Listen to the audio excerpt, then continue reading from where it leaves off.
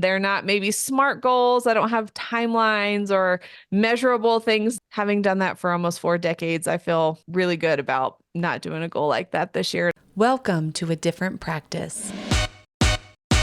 We're your hosts, Lauren Lester and Jess Bednars, and we're obsessed with all things business, well-being, and optimizing the practice of law for solo and small firm lawyers. Lauren started her solo practice right out of law school, built it from the ground up, and now works 4 days a week while earning well over 6 figures. Jess approaches the profession as a whole to identify opportunities for growth and help implement systemic improvements. We're here to share tangible, concrete tools and resources for ditching the legal profession's antiquated approach and building a law practice optimized for growth and enjoyment. Think of this as grabbing coffee with your work besties, mixed with all the stuff they didn't teach you in law school about how to run a business. Pull up a seat, grab a cup, and get ready to be encouraged and challenged. This is A Different Practice. Happy New Year, everyone, and welcome to another episode of A Different Practice. I love this time of year. It feels very fresh and new, and all the possibilities are in front of us. We hope that however you celebrated your holiday season, it was one full of joy and magic and lots of time with friends and family. We wanted to kick off 2024 like many of you might be doing, which is looking towards the year ahead. Maybe taking some lessons from the past year and figuring out how we want to incorporate them into the next 12 months. So today we're going to chat a little bit about what our goals are and give you some insight into what we've been thinking about and the challenges that we have been working through and trying to figure out a way to move forward in a productive manner. When reflecting on 2023, this word kept popping up for me. I didn't have a word of the year. I think a couple years ago, Jess, you and I chatted, and I figured out that my word was like yet, because we were talking a lot about growth mindset, and I am wired as a perfectionist. If you listened to the last episode and you were curious, I'm an Enneagram 1. And so getting into that, I don't know how to do it yet, or this thing isn't working yet, and kind of working through that. That was a really powerful word for me a couple of years ago, and I didn't come into 2023 thinking of a word. Some people do that. They're like, this is my year of growth or warriorness or whatever it might be. I don't tend to do that. That doesn't resonate with me as much. But throughout this year, I kept having moments where I kept coming back to a certain word. And I realized I think it has been my word of the year, and it has helped so much in so many different ways. And so I'll give a little bit of a background as to how this came to be for me. I read a book a couple of years ago called Good Inside by Dr. Becky Kennedy. Phenomenal book. It's a parenting book. Completely changed the way that I approach parenting. I've heard Dr. Becky on some podcasts, and they have said it also allows you to sort of reparent yourself, which, having read it, I can also see. But one of the core tenets of Dr. Becky's approach is she always comes back to two things can be true. And for me, who's traditionally a very black and white person, I'm learning more to embrace the gray, and seeing this actually play out in the real world has helped with that.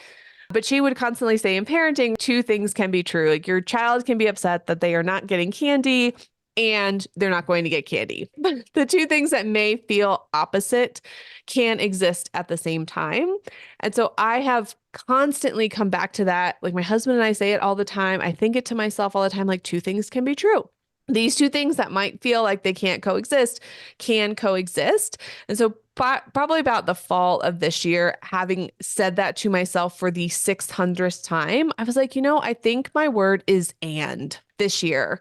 And I try to catch myself when I want to say but, like but also approach, and say yes or and both is another way that some people will approach it.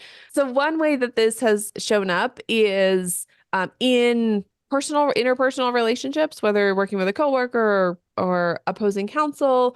There's a disagreement, and the other person will say, well, it wasn't my intention to say it that way. Like how you interpret it wasn't where I was coming from. And I've gone and said, it was not your intention to be mean, let's just say, in how you came across, and it felt mean. So both of those things can be true. And so I think about, with my clients, I do the same thing with them. Like the other party is sending some rude message, and I'll say they're asking about parenting time and they're asking it in a rude way and it hurts your feelings. And so that approach of two things can be true, I have just found has helped me so much in the last year. And I've incorporated it a lot into my practice and just my interactions with other folks. And I'm not entirely sure how I will do anything differently this year, but I think just making sure to stop myself every time I want to say because I think makes two things can't be true. So that's my work, my continued work for this year is to focus on and not a but also approach. Yeah, I think when you say but, and I've been on both sides of this, maybe instead of trying to keep or bring someone into conversation, you're really pushing them away. So it seems like a more inclusive way to just continue conversation, have discussions, etc. So you and I, as we talked about right before we jumped on, had the very similar first one. So I just said holding two opposing truths at the same time, which is what you talked about. So yes, exactly the same thing. I've seen this really show up both in my personal life and my professional life this past year. It's definitely something that's going to be on my radar for this coming year. And I like the idea of using and. For me in the professional setting, it's come up a lot where we've had differences of opinion.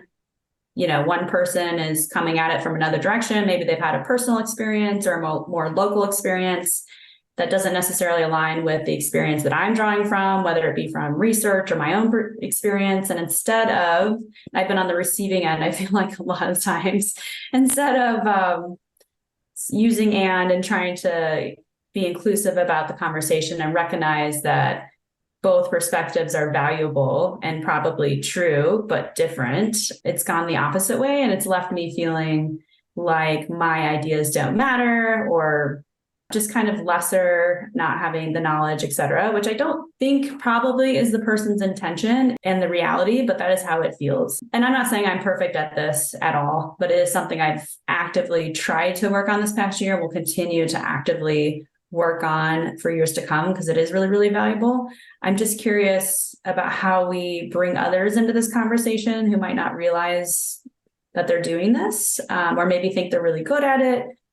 So maybe a goal for me in 2024 is trying to figure out a productive way to make that known when it happens or when I feel like I'm on the receiving end to kind of bring people into conversation. And again, we talked about this in the last episode. It just, for me, it comes back again to empathy. Like, to me, empathy really is at the core of this, like understanding that, like you said, the world usually is not black and white. Very few times is it. And there are oftentimes really good reasons why people have a difference of opinion, and just understanding at the outset that that's a thing and finding value in that. And then I guess I think everything comes down to habits too. Like, how then can you form the habit of, instead of, right when you're ready to say but, or when you just recognize you're in the situation, like taking a moment and then trying to think about, okay, well, what are the different reasons why this person might have said this? Just trying to have a broader understanding of all the different possibilities, I think would go a long way. So developing the habits, read Atomic Habits. If you haven't read that book, it's something we can all do.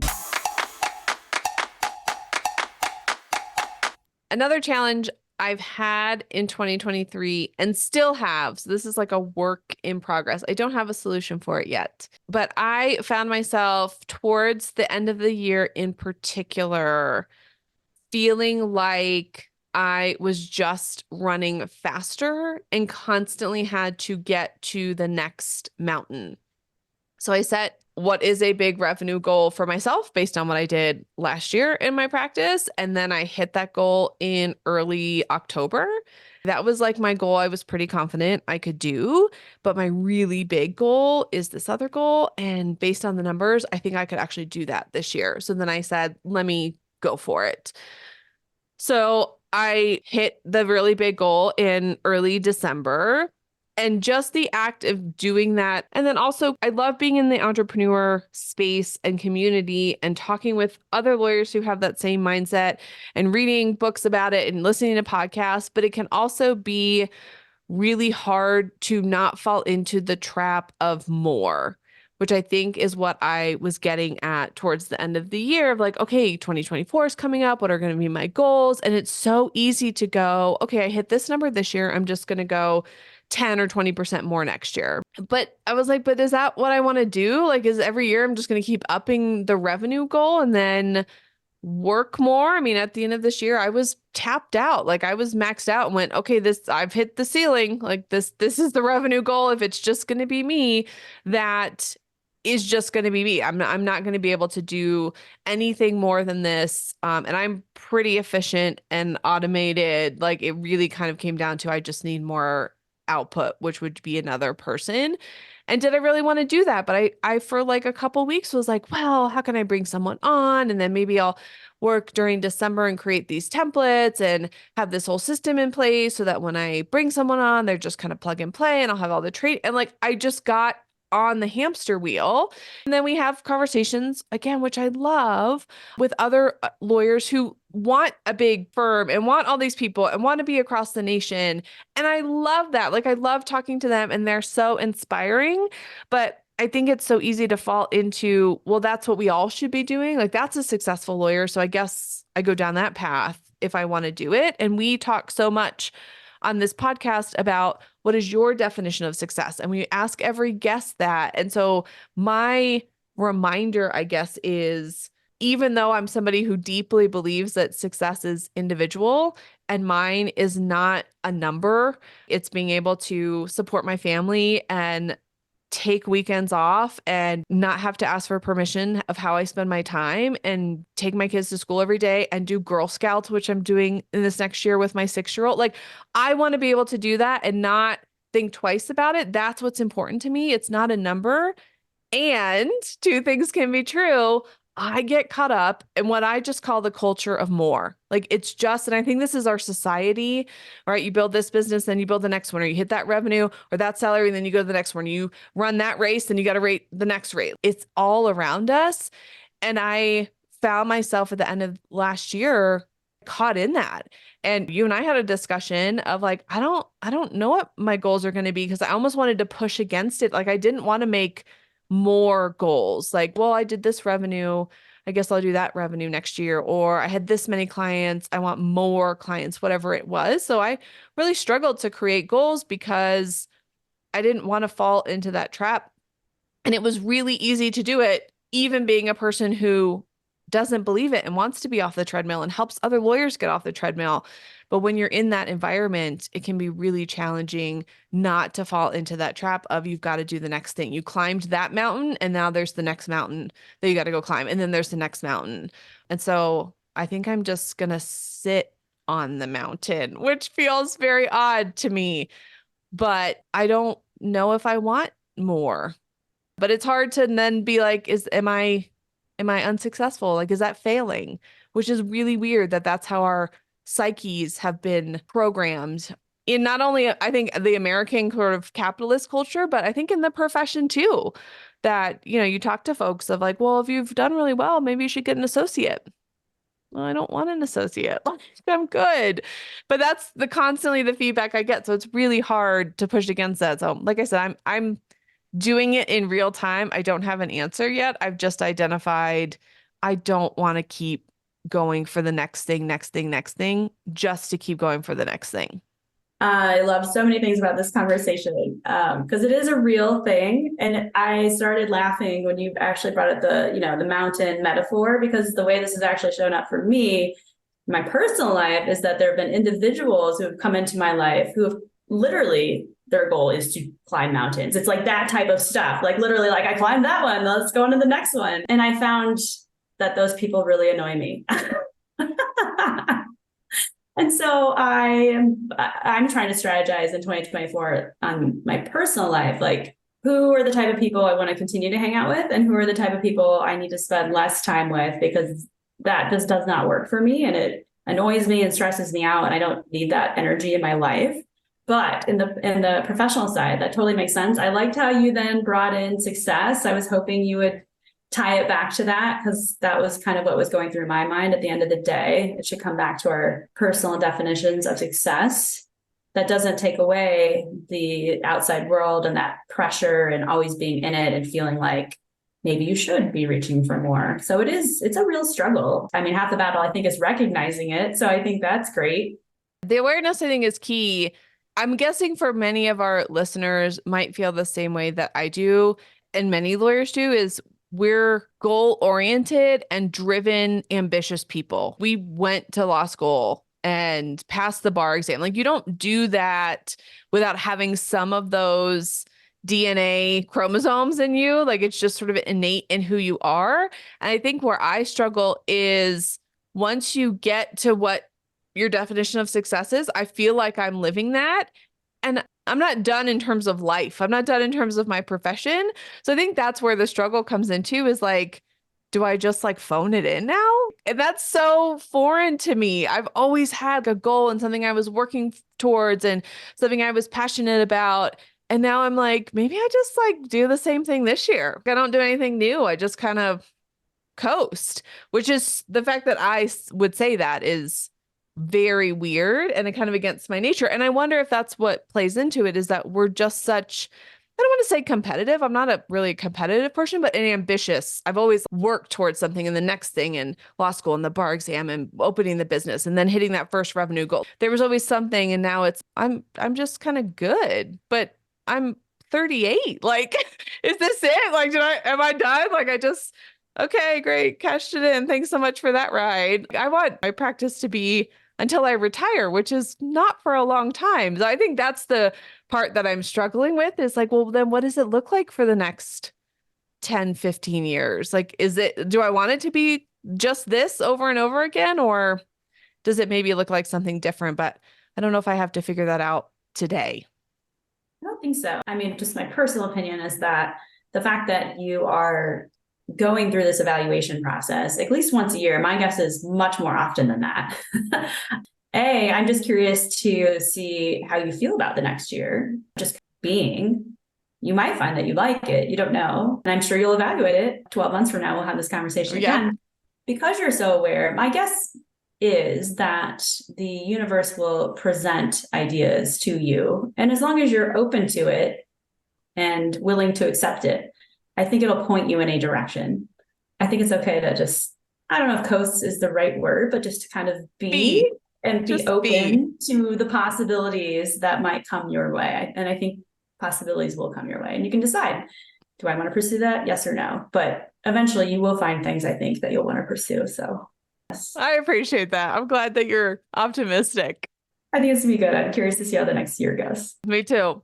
What am I thinking about in 2024? So on the professional side, one thing I really want to take a deeper dive into that has paired with something we shared in the last episode with the Above the Line Network is really just what I will call, and I think what Bill Henderson has called, Bill Henderson is a professor at Indiana University Law School, the economics of law, in a way that provides more data and understanding to people when we're having this conversation. In my world, I spend a lot of time focusing on how can we make sure that every American has access to legal help when they need it. And as we discussed in the last episode, it's not just low-income people, that's people all the way up to making $140,000+ a year as an individual. So how do we do that? And I've learned over the past year, as I've watched people give presentations about the economics of law and just watched and been a part of discussions where we talk about the economics of law, the average lawyer don't spend a lot of time thinking about business, but the legal profession is a business. And when we have discussions about the challenges and how to solve those challenges, we need to think about it through that lens. And I'm just not seeing sophisticated conversations about that. And maybe part of that is we have some data, but not a ton. And so Bill Henderson, in 2018, he put together a legal market landscape report for a committee in Arizona that was looking at changing the ethics rules and the unauthorized practice of law rules, or considering making changes that might allow for more business models from providers, and with the idea of hoping to close that justice gap and make sure more people can access legal services. So he put together this report. It has a lot of interesting information in it. I'll just say one thing with respect to the average person. I think we already know that, I think the number is the average person has like $400 for an emergency. Like, that's the average person in America. So I kind of think of that as like $400 of truly disposable income, which is not a lot. We also know from Bill Henderson's report that the average American prioritizes medical and educational expenses over legal expenses, which makes total sense to me. I would 100% do the same thing. And we know that 50% of the people who have legal problems don't even identify them as legal. So those are just like problems with the average person.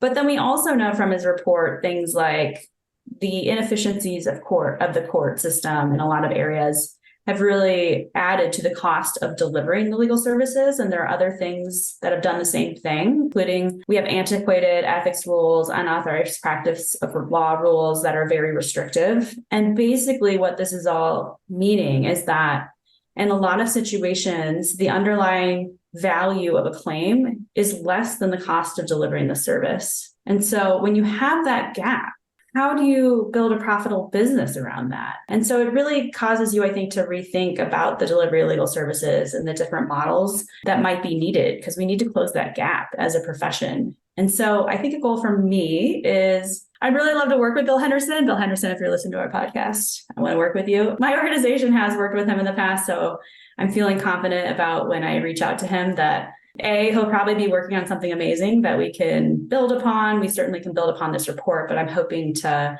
in some way in 2024, conduct some more research and really dig into this issue more so we can just have a more productive conversation around this as a profession. And I think once we have this data, I don't know how lawyers will receive it, practitioners and our listeners, but what I hope it will show is that we really, there's so much need. There is plenty of room in this sandbox for all of us. But that's what I want to spend a lot of time on in 2024. I love the business perspective. In my time in the profession, it's stark to me that we don't think of it as a business because we exchange money for services like any other service-based business does. And I wonder if taking that perspective will actually move the needle on some of these things, because we've just tried pro bono, for example. We were just going to volunteer our way out of the justice gap. Well, we've done that for decades now, and we still have a justice gap, if not a bigger justice gap, because of all these factors you're talking about are coming into play.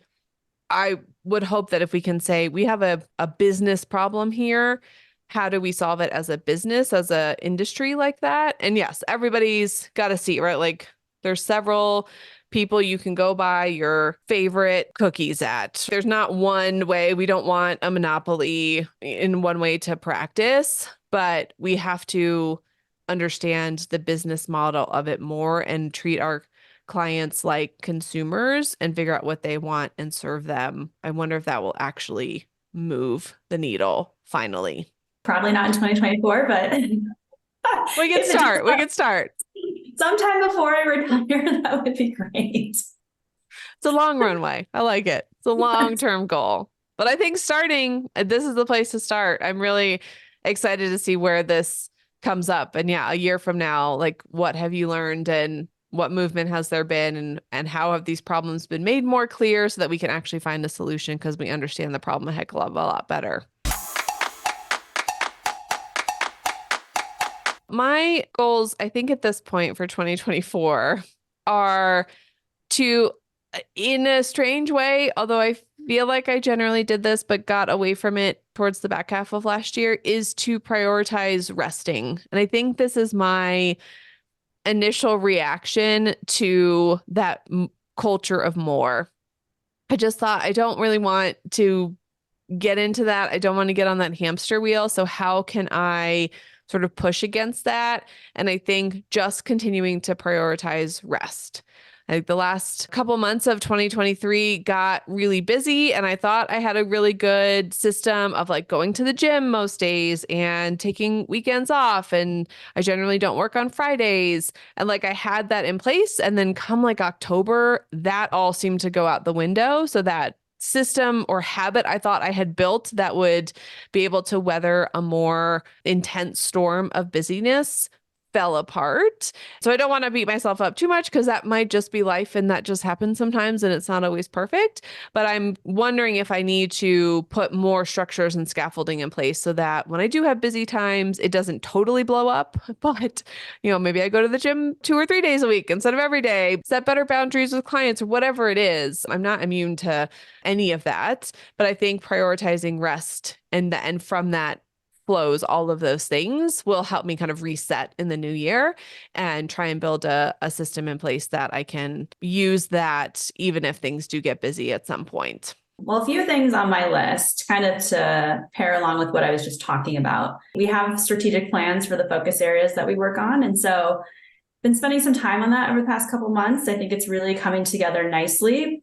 So I think honestly, one of the goals is just to execute on the plan, which at first sounded easy and then suddenly sounded very overwhelming because there's a lot that goes into that. And so the reason I'm sharing this is the tip that I'd like to share that I just use for myself is when you're starting to feel overwhelmed, or at least when I am, I just take a step back and just chunk it down. Like really then just try to break it into segments. So what is the first step in the process? What is the second step? Maybe start with just larger milestones and then just the tasks that will get you to the next milestone. And then you can pair that with a timeline. And so then once I'm like, okay, I just actually need to sit down and spend some time doing that and recognizing, I think that once I do that, I'm actually going to feel less overwhelmed. And then it's just kind of like, okay, I need to execute on these things. Not that that makes it any easier, but now I have a plan and now it's associated with a timeline. I can just go step by step. And as long as I stay within the timeline, then theoretically by the end of the year, I think our strategic plan will actually be longer than that. But by the time I reach the end of it, then I've done what I've set out to do. I don't know if we'll, ultimately accomplish our goals, but at least I can feel satisfied that we executed the plan that we set out to execute. A second goal that's kind of been an ongoing goal for me, which is really creating community. And I actually touched, I guess, on this a little bit too, like examining the existing communities I'm a part of and do I like that? Do I not? What parts do I like? What parts don't I like? Making some adjustments there, but also just continuing to look for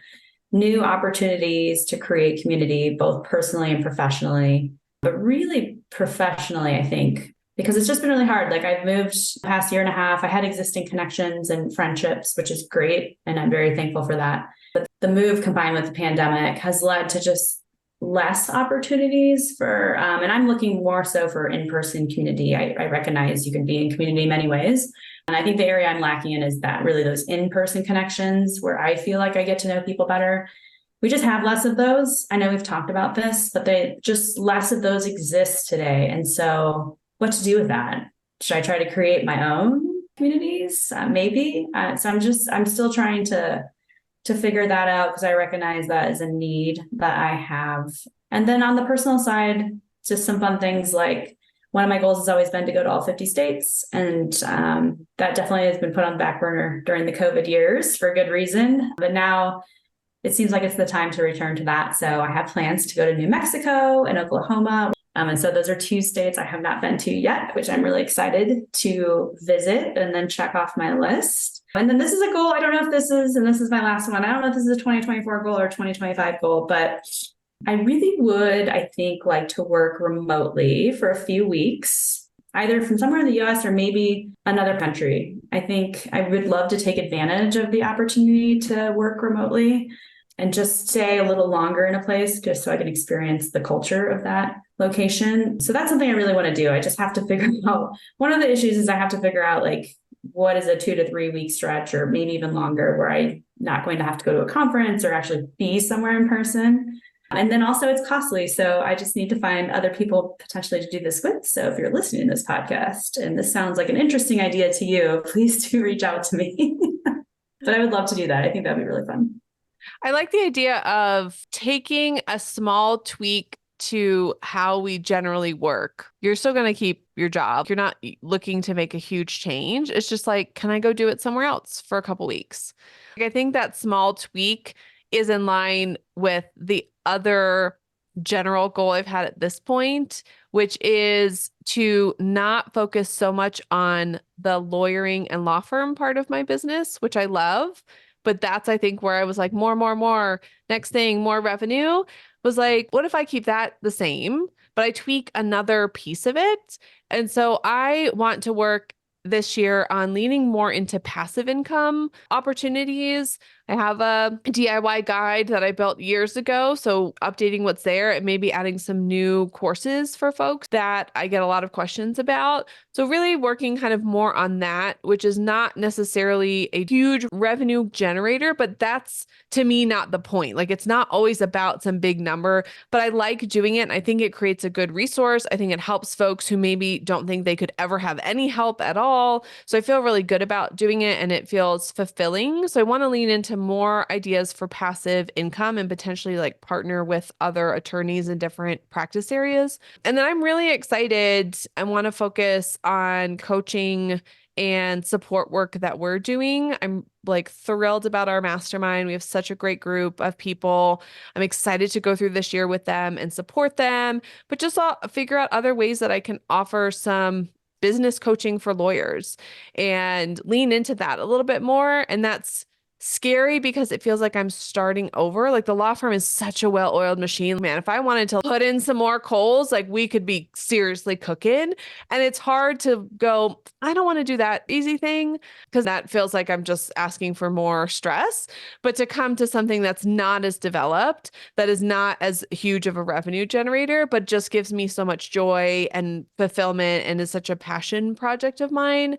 I think that if I had extra time this year, which hopefully I will, because I'm not going balls to the wall with the law firm, is to lean into that. So I like that idea of if you don't want to go for another big goal or you really don't want to kind of keep ratcheting it up, how can we look at what we do every day in a slightly different way so that it's new, like working remotely? How can I go work in France for 4 weeks? That sounds amazing. Or how can I do more of this passive income? Or how can I productize more things? It may feel like you're starting over, but I actually think it's just a really refreshing way to make a goal rather than what feels like just the natural next more thing. Well, and as you're being over this next year, you Yes. might have other ideas too. Yes. I feel like I'm just gonna meditate. That's all I should do. You'll just see pictures of me like just being. That's your Yes. button.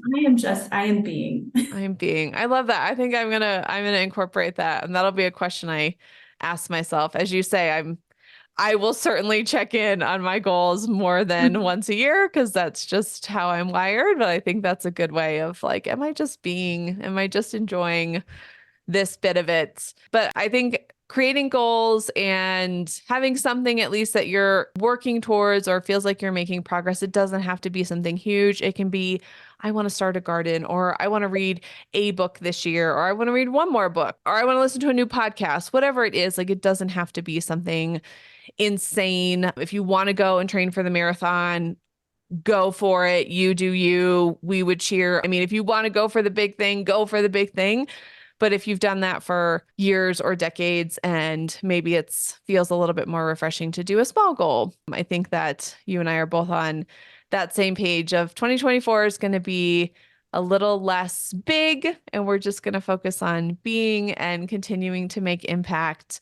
So hopefully you as our listeners have some of your own personal goals or professional goals that you're working towards. If there's any way we can continue to support you in either, that is what we're here for. If nothing else, at least you heard what ours are and how we've worked through them. And they're not maybe smart goals. I don't have timelines or measurable things necessarily, but having done that for almost 4 decades, I feel really good about not doing a goal like that this year. And I think that's totally okay. So whatever your 2024 looks like, whatever you're working towards, we hope that this month kicks it off well and you get to start taking those steps, as Jess said, making the little steps towards progress, and then the big picture will come together on its own. Thanks for spending a little bit of time with us. We hope that whatever you're working towards in 2024, you get there. And we will certainly, as always, be here supporting and cheering you on. Thanks so much for listening. We'll see you next time. We're over here giving you a virtual high five because you just finished another episode of A Different Practice. For more from this episode, head over to adifferentpractice.com/podcast for our show notes. If you found this episode helpful, we'd love it if you'd share it with someone. Be sure to rate the show wherever you listen to podcasts, and don't forget to subscribe so you never miss an episode. If you're looking for even more practical tools to optimize your law practice for growth and enjoyment, sign up for our monthly newsletter at adifferentpractice.com/subscribe. We can't wait to connect with you next time. Until then, keep building a different practice.